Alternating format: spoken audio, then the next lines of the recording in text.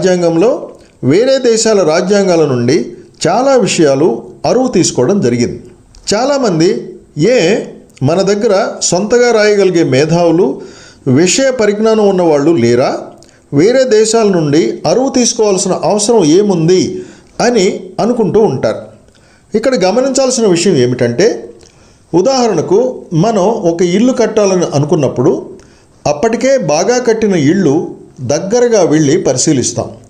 అలాగే ఆ ఇళ్ళు కట్టిన బిల్డర్ లేక ఇంజనీర్ దగ్గరికి వెళ్ళి వాళ్ళ సలహాలు, సూచనలు తీసుకుంటాం.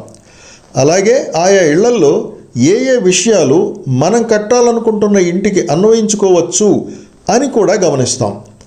అలా విస్తృతంగా పరిశీలన చేసిన తర్వాత మన అవసరాలకు తగ్గట్టుగా మన ఇంటి ప్లాన్ తయారు చేసుకుంటాం. అందులో తప్పులేదు కదా. మన రాజ్యాంగ రచన కూడా అలా జరిగినదే. Government of India act